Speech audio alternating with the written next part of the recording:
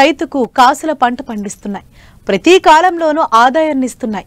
అందుకే చాలా మంది రైతులు వీటి సాగుకు ఎక్కువ ఆసక్తి చూపుతున్నారు. ఈ కోవలోనే ఏలూరు జిల్లాకు చెందిన ఓ రైతు 70 సెంట్లలో ఆధునిక పద్ధతుల్లో చామంతి పూల సాగును చేపట్టారు. ప్రస్తుతం మార్కెట్లో కూడా ధర పలుకుతుండడంతో మంచి లాభాలు పొందుతున్నారు.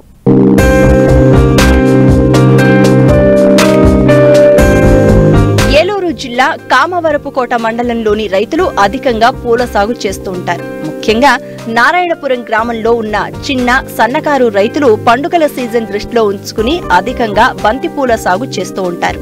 అందరూ బంతిపూలు సాగు చేయడం వలన ధర రావడం లేదు. దీంతో రైతు అప్పలరాజు ఈసారి చామంతి పూలను సాగు చేపట్టారు. ఎత్తైన బోదలపై మల్చింగ్ డ్రిప్ ఏర్పాటు చేసి 70 సెంట్లలో మొక్కలను నాటారు. ప్రస్తుతం పూల దిగుబడి వస్తోంది. వచ్చిన పూలను తోట వద్దే వినియోగదారులకు అమ్ముతున్నారు. పండుగ సీజన్ కూడా కావడం మార్కెట్లో మంచి ధర పలుకుతుంది.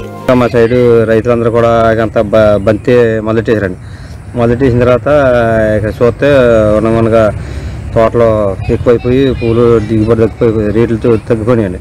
అప్పుడు సర్లే అని చెప్పి మాకు కడుపులంకలో సెంటిల్లో పేపర్ రోడ్లో నారు పంపించాను. నేను చామంతి పంపించి చూసి నేను చెప్పిన మందులు కొట్టనని చెప్పి మందులు కొట్ట పురుగుకి దోమకంటి ముందు కోడి పిల్లలు పడుతుంది. దీనికి మందులు కూడా ఆయన పంపించాడండి. ఇలా మల్చింగ్ ముందు దుక్కు దున్ని చేసేసి బోధులు తాట పెట్టి బోధులు వేయించాడండి. బోధులు వేయించి ఇలా డ్రిప్ వేయించి మల్చింగ్ పేపర్ వేయించి మొక్క వేయించాడండి. ఎకరానికి వచ్చి 12,000 మొక్క వేయించాడండి. మొక్క వచ్చి ₹2 కట్ట పెట్టుకుని పడింది. డ్రిప్ శాతం వచ్చి 20,000 అయిందండి. మల్చింగ్ సీటు 10,000 అయిందండి. నారుకి 25,000 అయిందండి. నారుకి వచ్చి 30,000 కవులండి. 30,000 కవులు కూలి పనులు అవి వేసుకుంటే 80,000-90,000 వస్తుందండి ఎకరానికి వచ్చి. అప్పుడు మనకి దసరా టైంలో అనుకోండి ఎకరానికి మన కేజీ వచ్చి 200-250 రోడ్ సైడ్ కాబట్టి ఇక్కడ పెట్టి అమ్మేస్తామండి. అదే కుట్లు కట్టే మార్కెట్కి వెళ్ళాలంటే అంత దిగుబడి అంత రేట్ రాదండి. ₹70-80 అలాగా అంటారండి మార్కెట్లో. అవును ఇక్కడ అమ్ముతామండి. అది యావరేజ్ వచ్చి ₹150 లెక్కేసుకుంటామండి. లెక్కేసుకుంటే తోట అది శుభ్రంగా ఉంటే ఎకరానికి వచ్చి 3 లక్షలు అలా వచ్చండి. ₹1,00,000 పెట్టుబడి అయిపోయినా ₹2,00,000 ఉంటాయండి. శుభ్రంగా చేసుకుంటుంది. రైతు అనేవారు ఎవరైనా సరే కష్టపడితే వస్తాయండి. కష్టపడకుండా రాకుండా గడ్డి లేకుండా చూసుకొని చూడండి. గడ్డి లేకుండా చేసుకోవాలండి. మన తోటలో గడ్డి లేకుండా చూసుకుని పురుగు పట్టుకోకుండా కోడిపోయిన కట్ట పట్టకుండా చూసుకోవాలండి. అలా చూసుకున్నప్పుడు ఏ పంట వేసినా రైతుకి మీకు ₹10 తక్కువైనా ముందు తోటలో పూత పోయాలండి. మనం మొక్క వేసిన కాడ నుంచి 3 నెలలకి పూత కొత్తాయండి. మనకి ఫస్ట్ కాడ నుంచి చివరి వరకు వచ్చేసరికి 50 రోజులు 2 నెలల వరకే పువ్వు ఉంటుందండి. ముందు కట్ట కొట్టిన జాగ్రత్తగా చూసుకుంటే 2 నెలలు దాకా ఉంటుందండి. లాస్ట్కి వచ్చి టన్నులు అంటే మనం యావరేజ్న లెక్క 1 నెల రోజుకి 4 టన్నులు 5 టన్నుల దాకా రావచ్చండి. అంతకుమించి 6-7 టన్నులు అంటారు కానీ ఇప్పుడు మాట్లాడండి. తోట హైట్ పెరిగితే వానకు అది దసరా టైం అయితే వస్తాయండి. దసరా టైం తోట హైట్ పెరిగితే బాగుంటుంది. ఒక 6 టన్నులు 7 టన్నులు దిగుద్దండి.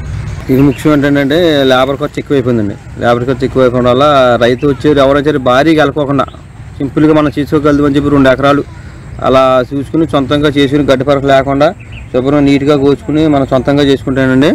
గిట్టుబడి అవుతుంది. కూలు లేబర్ మీద ఆధారపడి వాటి మీద ఆధారపడకుండా మల్చింగ్ చేసి డిపెండ్ చేసి తడ్లు పెట్టలేక ఇప్పుడు ఉన్నారండి. మేమైతే మేమిద్దరం కలిసి రోజుకి 20 కేజీలు 30 కేజీలు కోసేసుకుంటామండి. గట్టిగా ఏదైనా ఆటలు ఏం తగిలినప్పుడు ఒకరిద్దరం పెడతామండి. అంతవరకు తప్ప కానీ డైలీ కట్ట మేము పెట్టి ఏదైనా చేయలేమండి. అలా చేసుకుంటే రైతు ఎవరైనా సరే సొంతంగా చేసుకోవాలండి. కూలీల మీద ఆధారపడకుండా సొంతంగా ఎంతవరకు చేసుకోగలదో అంతవరకు ఎక్సర్సైజ్ చేసుకోవాలండి.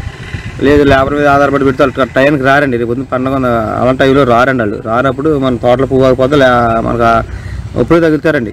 పండుగ సీజన్లోనే లగ్గాల సీజన్లోనే పువ్వు ఆట వస్తుందండి. మరి ఆ టైంలో వాళ్ళు రాకపోతే తోటలో పువ్వు ఉండిపోతే మనం పండించి చేసిన ఫలితం ఏమవుతుందండి. కోసుకోవాలి అమ్ముకోవాలి కదండి.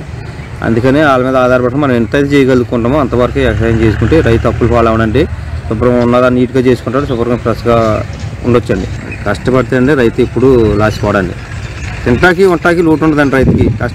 కష్టపడకుండా కూలీలను పెట్టేసి మన ప్రయత్నం తిరిగితే ఇన్ని ఎక్కడ కరిగిపోతుంది తప్పితే ఉండదండి.